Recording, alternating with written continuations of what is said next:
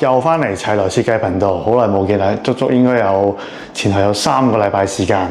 咁其實呢3個禮拜因為都比較忙啲嘅公司，咁陸續都準備緊有之前開咗嘅雲志苑啦，有元朗嘅朗天苑啦，咁甚至乎今日拍攝呢日開始咧，其實已經準備緊係陸續仲有東涌，甚至乎係嗰個馬鞍山嘅屋苑，係啊，同步4個屋苑。咁冇辦法，今年接嘅單位，即係新居嘅單位咧重疊咗，咁所以就比較忙啲，就少咗時間拍片俾大家。咁而家我哋身處緊呢一個單位咧，其實就係喺呢個安達臣上面嘅安麗苑，咁啊其中一房嘅300幾尺單位。咁呢個單位咧，其實都係1房變2房嘅。我哋喺個客廳嗰度做咗個房喺個窗口嗰邊嘅。咁但係你今次見到畫面咧，我哋一嚟咧，一開始呢個鏡頭咧，會見到我身處右手邊咧個獅字櫃咧個款式唔同咗，因為咧呢一個業主咧喺同我哋傾圖嘅時候咧就好表明就好唔中意嗰啲獅字櫃嘅，佢想有個新款啲嘅元素做喺呢個坊間比較多嘅獅字櫃位啦，咁啊做咗一個儲物櫃。咁大家今次會見到啦，其實都係一個標準嘅6尺櫃嚟嘅，咁我哋個形式咧，今次有啲分別咧，就係中間嗰個台面只有喺成個櫃嘅中間嘅啫，咁佢只有中間呢一 part 比較深啲嘅。個櫃咧其實有個厚薄嘅，我白色呢個門板咧係淺啲嘅個櫃，係啦，使用嗰個台面先會比較深。咁甚至乎咧，你會見到會有啲展示櫃嘅形式。過往呢啲櫃咧，我唔係好肯定有冇拍過。咁呢個櫃咧，其實陣間可能我哋補啲鏡頭講一講咧。好多時咧，而家坊間做呢啲家私咧，佢哋都會有一啲鋁框門或者係有啲木框門嘅形式嘅。咁展示櫃嘅角度咧，喺我個角度，因為某程度上，甚至乎呢啲鋁框門啊、木框門咧，其實都要收費嘅。咁我哋個宗旨就唔想喺個客面前有咁多呢啲咁嘅後加數咧，咁啊變咗咧，我哋會諗咗啲款式咧，就係用一啲 Hi-Fi 門鉸形式去做呢啲展示櫃。好似舉個例咁啊，而家你見到咧，呢個玻璃門咧，其實係冇任何框嘅，係啦，佢只會得一件玻璃。咁其實做咗展示櫃嘅意思，其實你基本上唔會成日去換擺設嘅，所以咧我哋用咗呢一個方法去做展示，我想盡量簡潔啲，唔想見到有一個玻璃框、一個鋁框，或者甚至乎入邊有一隻有撐好核突嘅黑色、銀色、白色咩色都有嘅門鉸喺個櫃入邊。咁你而家你只會見到咧有一件黑色嘅層板，好似懸浮咗喺呢個位置，咁啊有一個純一件玻璃嘅冇框嘅掩門咁樣個位置擺咗喺度啦。咁啊望落去咧就會乾淨好多。咁台面亦都係啦，今次有少少黑色元素。呢一個櫃下邊咧就做咗2個櫃桶嘅，係啦。咁呢啲抽手嘅呢啲位置膠板位置咧，我哋都做咗黑色啦，係啦。咁另外咧呢個櫃咧有個特別嘅位嘅，一般6尺櫃咧，我哋平均咧都係4隻門到嘅啫，係啦。咁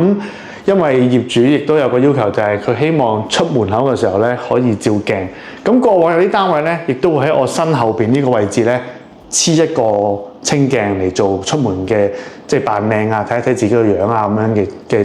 全身鏡啦。咁但係咧，有啲人認為個風水角度唔係咁好嘅，咁咧亦都有個要求，佢想裝咗塊鏡喺呢個櫃入邊。咁所以咧，今次呢個櫃咧可以俾大家睇一睇啦。咁你見到而家開門嘅方法咧就係咁樣嘅，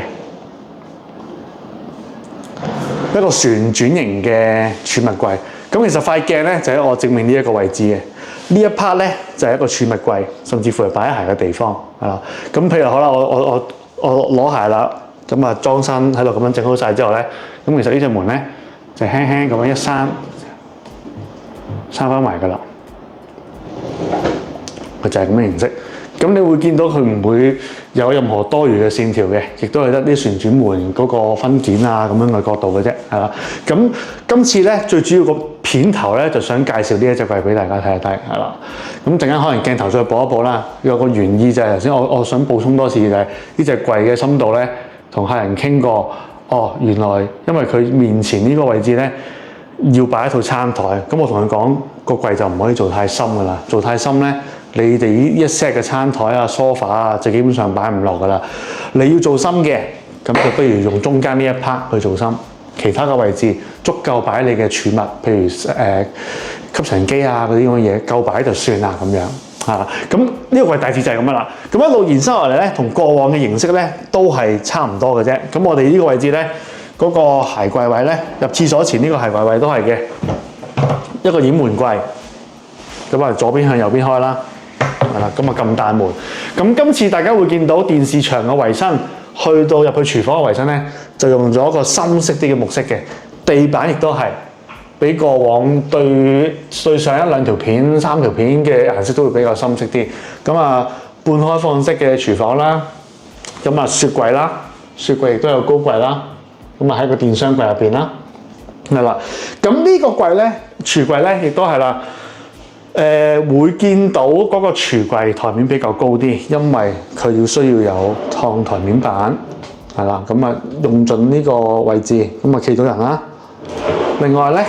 就係因為佢明火爐嘅關係咧，今次你哋見到片入邊個比例咧，就會覺得有少少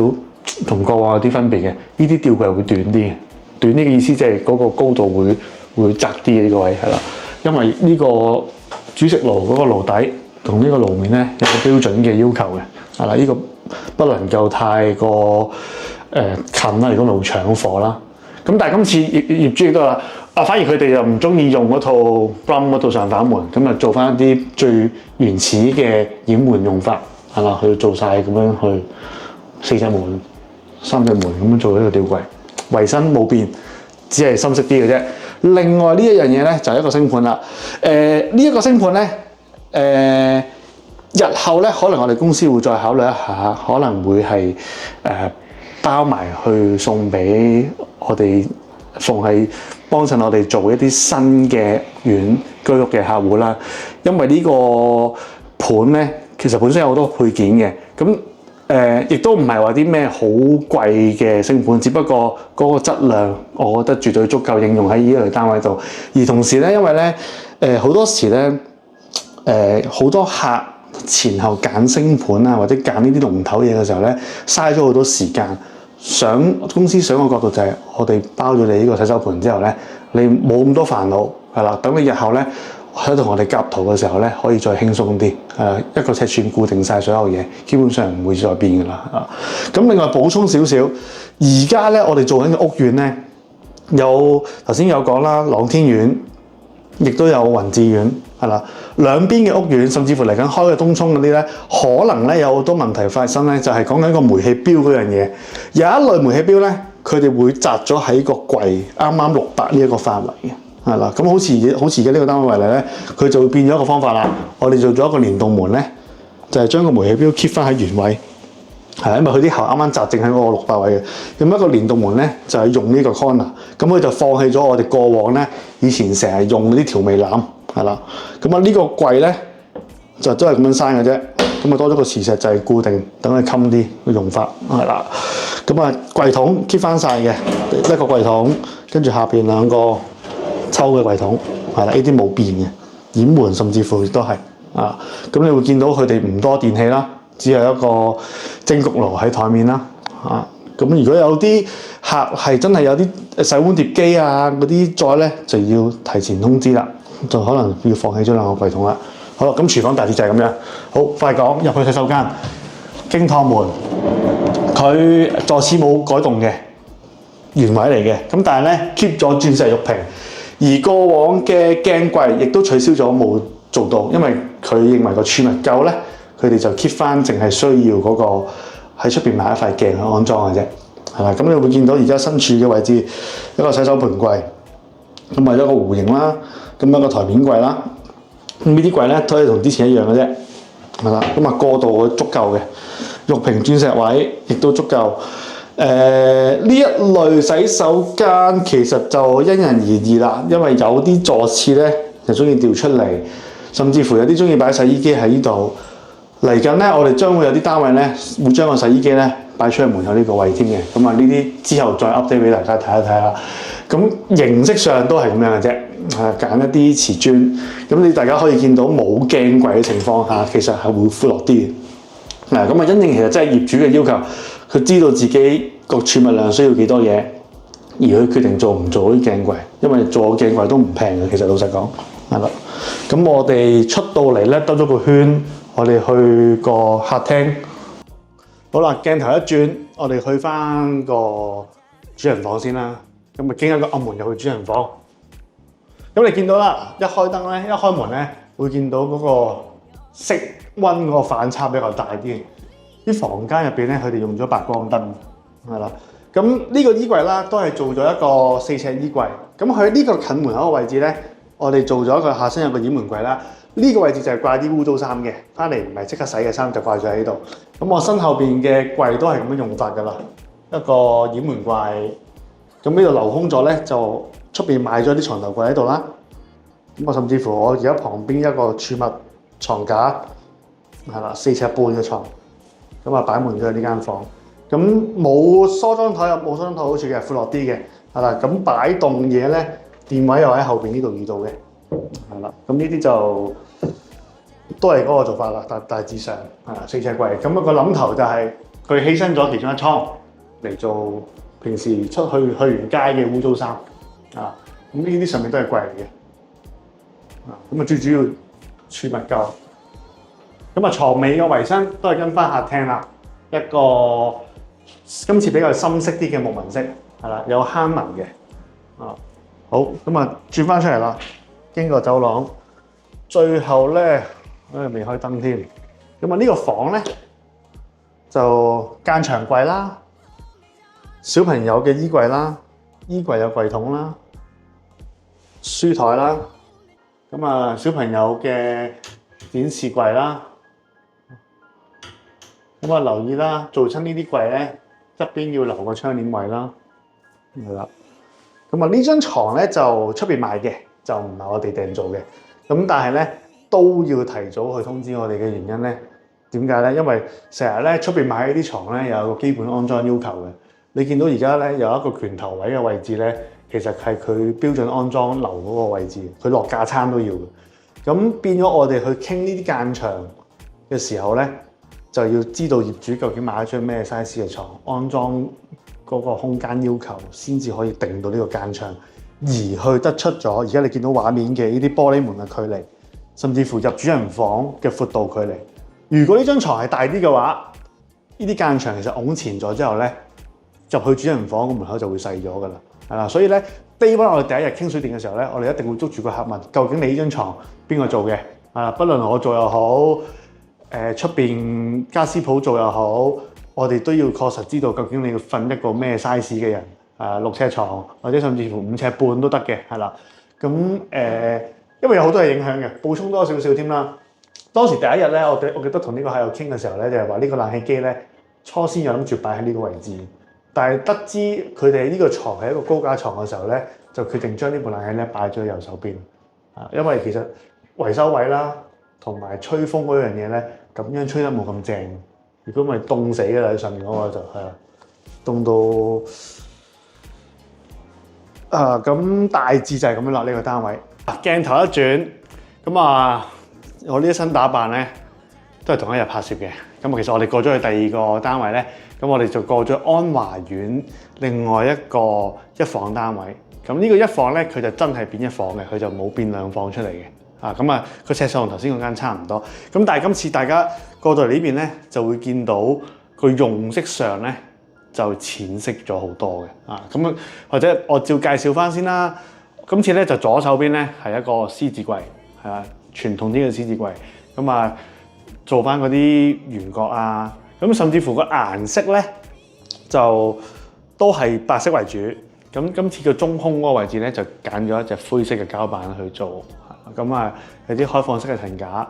有啲都係分6尺櫃啦，所以又分4隻門啦。咁而家普遍大部分人咧都係㗎啦。最右手邊咧